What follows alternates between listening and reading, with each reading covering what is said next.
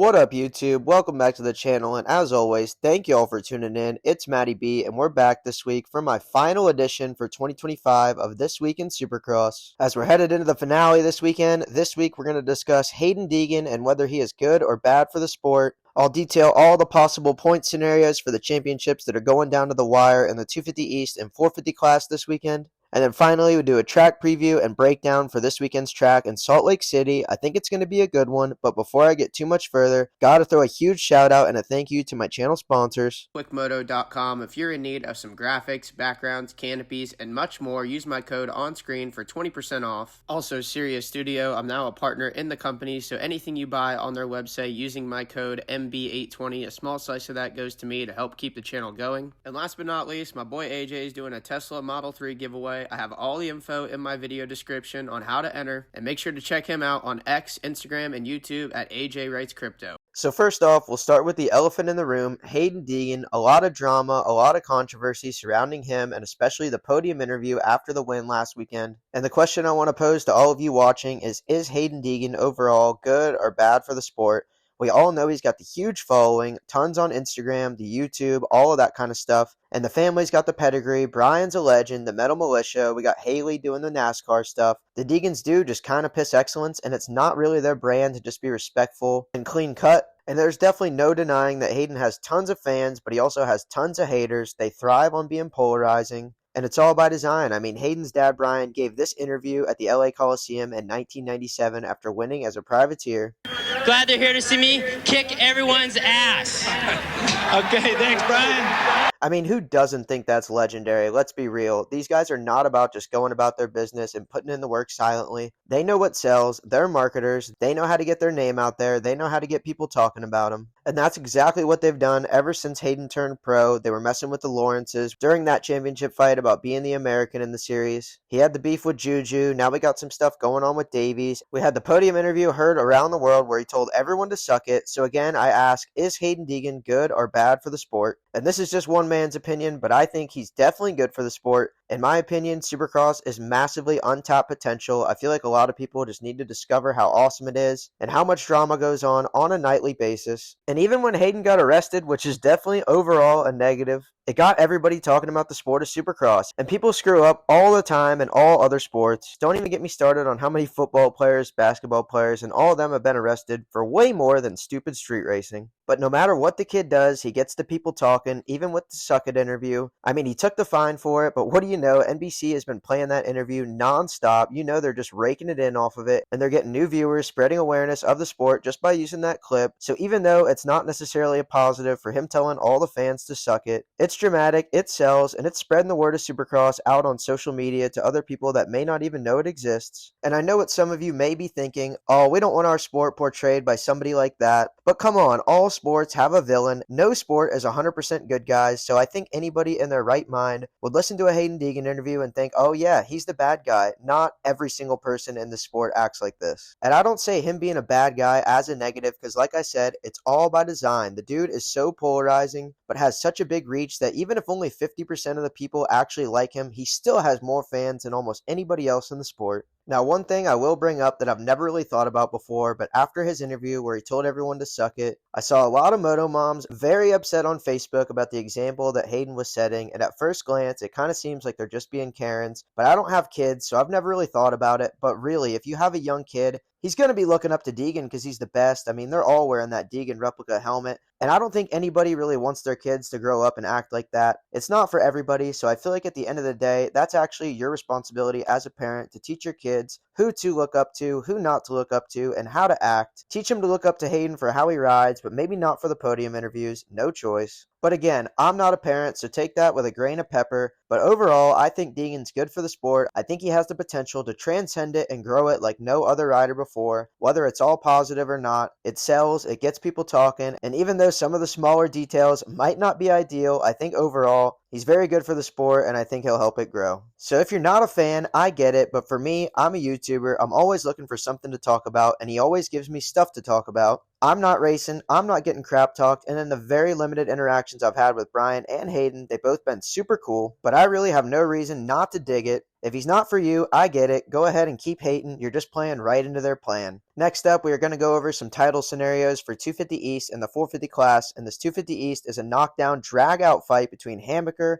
Hampshire, and Vial. And then, of course, we also have the 450 championship going down to the wire between Cooper Webb and Chase Sexton. We'll start with the 250 East Championship, 3 riders, 3 points separating, so this one is going to be a banger between Vial, Hammaker, and Hampshire, and it's a winner-take-all. If any of these guys win the race, then effectively they are the champ no matter what else happens behind them. And the points are so dang close, I feel like there's a pretty good chance that this thing ends in a tie, so real quick, we're going to go over the tiebreakers. The first one is number of wins, then it goes to number of second places, number of third places, and so on. And here's why I bring that up. So if Vial or Hammaker win the race, they're the champion undisputedly no matter what else happens. But if Hampshire wins and Hammaker gets second, the points would end in a tie. And based on those tiebreakers, both would have 2 wins, both would have 1 second place, but then RJ would have 2 third places to Hammaker's 1. So if Hampshire wins and Hammaker gets second, they end in a tie, but Hampshire would win on the tiebreaker. Now it's an East-West showdown, so it's kind of likely that none of them will win the race. So if none of them win the race, Hammaker will win unless Vial beats him or RJ beats him by multiple spots. Vial will win unless Hammaker beats him or RJ beats him by even more multiple spots. And RJ needs to gain 2 points on Hammaker and 3 on Vial, so where they finish in the race will decide how many spots he needs to beat the other 2 by.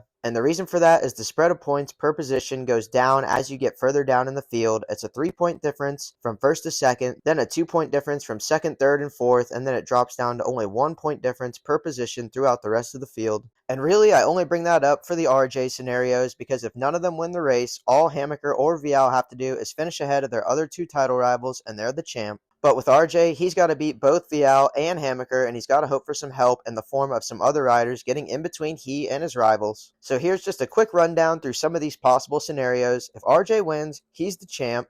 If RJ gets second, he needs Seth and Vial to both be either 4th or worse. If RJ gets third, he needs Seth and Vial to be 5th or worse. If RJ gets 4th, he needs Seth to be 6th or worse, but he needs Vial to be 7th or worse because Vial owns the tiebreaker with more second places. And if RJ finishes back in the 5 spot, but he's still ahead of his 2 title rivals, he needs Hammaker 8th and Vial 9th or worse to be the champ. So when it comes down to it, the better he finishes, the less help he needs as there's more points to be gained per position at the front of the field compared to mid-pack. So Vial and Hammaker control their own destiny. Hampshire has the potential to control his own destiny if he gets the win, but if he finishes anywhere other than the top spot, he may need some help to get this one done. And speaking of help, will teammates be a factor? For Hampshire, he doesn't have any teammates. He doesn't even have any sister teammates over at Gas Gas. And the third part of the KTM group, KTM, is occupied because they have somebody else in the title fight. Tom Vial has Julian Beaumare at his side, and then Seth Hammaker has Garrett Marchbanks and Drew Adams as backup, and they are some big boys, so if anyone needs to get involved, I got money on the pro circuit guys, but I really don't think it's going to come down to any of that. I think it's just going to be a 3-man shootout between the contenders. And finally, my championship picks. This was so damn tough, I might as well have flipped a coin, but I'm voting with my heart here. I'm going with Seth Hammaker for the win. I know for a fact the PC bikes are at an all-time high at altitude, so I think that'll end well for the start, and I think it's just been an awesome season for him. A Cinderella story. I think he's going to put a bow on it and seal it up. Then I've got Tom Vial second. I really would not be surprised if he somehow pulls it off, even though I think he's clearly the 3rd best guy in the group. But he's put himself into this thing based on consistency, and these other 2 are loose units, so you never know what could happen. But I've got Vial second, and then I've got Hampshire third, and let it be known, I think Hampshire is either winning this thing or getting third. I don't think getting second is going to be in his contract, or even in his realm of possibilities in his mind. I think he's going to send to the end and either get the win or crash out trying. But man, I cannot wait for it to go down this weekend. If I had to make a championship pie, I feel like all 3 slices would be very close to equal. It's anybody's race. We're rooting for Hammaker, but any of these 3 would be deserving champions, and may the best man win. Now onto our 450 title fight. This one is a little bit more straightforward with only 2 contenders. Webb leads Sexton by 9 heading into the finale. So here's some of our likely scenarios. If Webb beats Sexton, obviously he's the champ. I know that's the info you guys came for in this video. If Sexton wins, Webb needs to be 5th or better. If Sexton is 2nd, Webb needs to be 8th or better. If Sexton is 3rd, Webb only needs to be 10th or better. If Sexton is 4th, Webb only needs a 12th. And if Sexton is 5th, he only needs a 13th. And in all these scenarios, Webb needs to make sure he ends with at least a 1-point cushion, because if they end in a tie, Sexton would own the tiebreaker based on more wins and would secure the championship. and if Sexton finishes 14th or worse, he has no chance at the championship no matter what Cooper Webb does. And very similarly to how I explained in the 250 title fight, the better they finish, the more point spread there's going to be per position. So we all know Sexton's going to be going for the win to try to get those max points and max separation. But who do we think could disrupt this thing heading into the weekend? The number one guy as of late has been Justin Cooper. Now he is Cooper Webb's teammate, so don't expect him to insert himself between Webb and Sexton. But I'll just give you a little hint for the prediction national that I got at the end of the video. I got a sneaking suspicion that J. Coop may actually take the win in Salt Lake City. Then we got Aaron Plessinger, and I know this guy is just hoping and praying he doesn't have to get involved because he's Sexton's teammate on Red Bull KTM, and he's also really good friends with Cooper Webb. So he's probably just hoping to stay out of it. I don't think he's really got much of an alliance either way. And then lastly, Malcolm Stewart. He's part of the KTM group on Husqvarna, but I don't really think that matters. I think he's out there racing for himself. The dude's actually in a battle for third in points with Justin Cooper, so I think that's got to be way more important to him than any championship scenario. So you really never know what could happen. That's racing. That's why we dropped the gate. But I've got Cooper Webb taking this one. I think it would take something pretty crazy for him to lose it at the finale. The dude's too smart. He's too fast. He's been too good all year. All he needs is a fifth, and it's been since he's finished worse than fifth. So I think Coop gets it done, wraps up his third 450 Supercross championship, and enters incredibly elite company as a three-time champ, and probably misses his start rut, does a finger gun, rocks the baby, and just pisses somebody off along the way. But that's all I got on a long-winded rant on Deegan and championship scenarios. Now let's get into the track preview and breakdown. And now into our final track preview and breakdown of the season presented by ASV Inventions. And I cannot believe we are already to the end of this thing for round 17 in Salt Lake City at the Mormon Invitational this weekend. And I seem to have a lot of memories of a lot of tracks that have kind of blown chunks in Salt Lake City. I don't think it's one of the biggest stadiums. We all know the dirt is no good in Utah, so it's not like they have a lot to work with. But for this one, I feel like they've continued the trend of tracks that have been better than years past. I think this one looks like it's going to be awesome for racing. We got a few nice rhythm sections, the return of the sand that we haven't seen for a few rounds, tons of 180 bowl corners, and all the stuff we like to see. But we got altitude, we got an east-west showdown, let's get into it. We got the start right down the middle, and with this not being one of the bigger stadiums of the season, and with this only being about a half stadium-length start straightaway, it's definitely going to be one of the shorter ones of the season, so the shorter the start straight, the more bunched up they're going to head into the first turn. And I hate to predict it, I really do, but with so much on the line this weekend and a short start straight that's going to have everybody banging bars at the Lock Bar National heading into turn one, I think there's a pretty good chance we could see some chaos right off the rip, but let's hope we don't. Our first corner is just a nice flat sweeping 180 to the left, and then you head into our first rhythm section. I think it's going to be pretty basic off the start, probably just going to be a double in, double again, and then table over single on the way out. But if you get the whole shot, you can get out front and maybe double, triple onto the tabletop, and then step off. If you can uncork that right away, you can get some immediate separation and get a gap already by the time you're into the second corner. But turn two, another 180 bull turn to the right this time, and exiting that corner, we have the first of two long rhythm sections on these outer edges of the stadium. And I really like this first one because I think there's two combos that could end up being pretty even at the end of the day. The first option, you could seat bounce triple out of the corner and then triple again, triple one more time, and then double into the corner. Or if you don't have the cojones or the horsepower at altitude, you'll double in, triple, and then triple again, and triple one more time out of the section and into the corner. And usually tripling out of the corner is pretty much always the fast line, but in this section, the fast line is going to be dictated on how many 3-footers and how many 5-footers you jump off of. If you triple in, you can triple over that first big 5-footer, triple again off of a 3-footer, but then your third triple and your last double are both off of 5-footers. If you double in, then you have to triple off of a 5-footer, but then your second and third triples are both off of 3-footers. And remember, 5-footers are airtime, and airtime is not speed. So especially at altitude with the 250F struggling to boost those threes out of the corners, I could really see the double in line being a viable option through this one. Then exiting this first long rhythm, you head into a 90-degree corner and a Supercross triple. And I do appreciate the effort that they've tried to give us two options through this 90-degree corner. But this kind of thing is usually a lot better in theory than it is when you actually put it on the track because it's way too easy to just hit the inside, go over the inside single, fade wide, and go defensive to where even if somebody rails their life away around the outside berm, they're still either not going to be able to get around you or just cause a crash between both of you. So I think this section's likely to be single file national. Always in the contract to have at least one section on the track like that, but likely inside through this 90, then basic Supercross triple, and then inside again in this following 90. And then we head into our second full-length rhythm section of the track. I think this one's not going to have quite as many options as the other one. I think the main line through here is going to be step up over that tabletop and then triple, triple again onto the tabletop, and then step off, double out. If you're able to do the on-off to start the section, then I think it would be on, off, triple, step over the tabletop, and then triple out. But the only problem with that is you would step on, step off, and then have to triple off of a 5-footer, so you would lose tons of momentum, wouldn't be able to get power to the ground, so I really think the main line is going to be that first one I mentioned. But out of that second long rhythm section, we got another 180 bull turn to the right. Gotta love how many of those there are on this track. It's only too bad that Bam Bam and El Hombre aren't racing. But exiting that corner, I fully expect this section to be different on race day unless they just get a wild hair up their ass and throw all the rules out for the finale. But they've got their new rule they've been implementing this season where they don't want to have any obstacles in front of the whoop sections. And I can respect things being done in the name of safety. I really can. I don't necessarily agree with this one, but it is what it is. They're all racing the same track, so this one's going to be flip-flopped. Instead of the 3-2 and then the whoops, it's going to be whoops out of the corner and then the 3-2. And even though I don't love the new rule that totally takes away the element of entry speed heading into the whoops, Malcolm Stewart is just pissing in the wind. But having a small rhythm sequence right after the whoop section just adds to the technicality of the section, because if you don't get through the whoops right, you're not going to be able to get the 3-2. So it's pretty much the exact same setup that they had at Denver last weekend, but it's coming out of a 180 bull corner, so there's not going to be quite as much room to get momentum before the whoops. So I think the 3-2 after is going to be even more crucial than it was last weekend.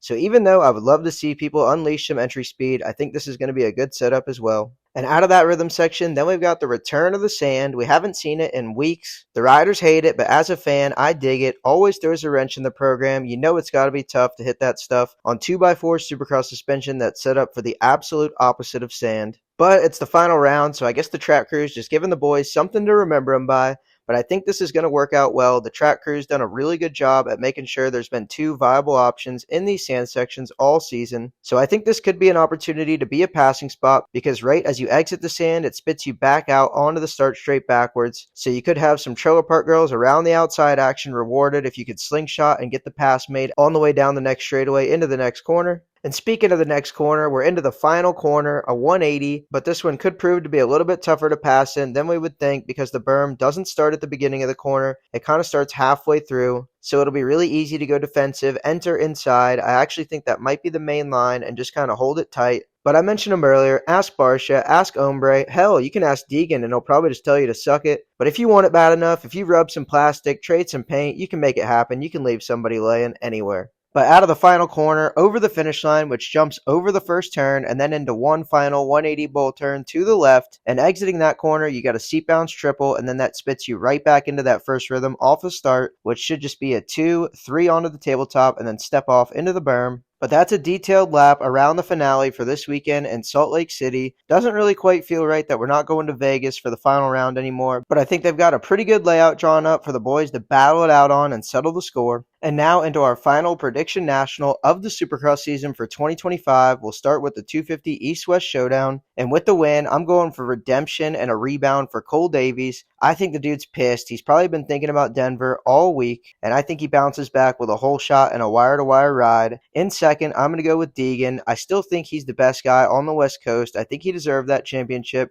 But I think Cole's going to have a little something extra this week, and I think with the starts that Deegan's been getting that haven't quite been to the top of the field, I think with it being East-West, that might be the difference that keeps him from getting all the way back to a win, and then rounding out the podium and getting himself a championship. I'm going Seth Hammaker. Part of that might be more of a want than an analysis, but screw it. It's my channel. Go Seth. Honorable mention, I wanted to put 2 Jews up in there, but I picked him to win last weekend, and his starts were awful in Denver, and we're at altitude again this weekend in Salt Lake City, so unless they've drastically changed something in the last 6 days, I don't really see it being a whole lot different. Then in the 450 class, I'm going out on a limb for a first-time winner. I've got Justin Cooper taking it this weekend, and I don't know why. I've just had a hunch that he's going to pull it off at the finale for a few weeks now. He was good here last year with a second place. The other 2 guys are going to be thinking title, and I think this is Jay Coop's best chance to snatch a win. Then in the second spot, I think it's going to go to Chase Sexton. I think he's going to have a lot on the mind. We might even see some cat and mouse, some mind games, and some messing around with Cooper Webb. And I think that'll be the perfect opportunity to let Justin Cooper skirt away for a win. And then rounding out the podium, I'm going to go Cowboy, Aaron Plessinger. He's had very good starts. This should be a tighter track, and I think he'll just stay up there and be in it. I think Cooper Webb will probably get 4th and wrap up the championship. But that's all I got for you guys today. Thank you all for tuning in. Thank you for tuning in all season. And as always, let me know what you think. Let me know if you agree, disagree, want to throw shade, think I'm an idiot, anything in between. I'll take it. But But I appreciate you guys watching. Thank you, and I'll catch y'all next time.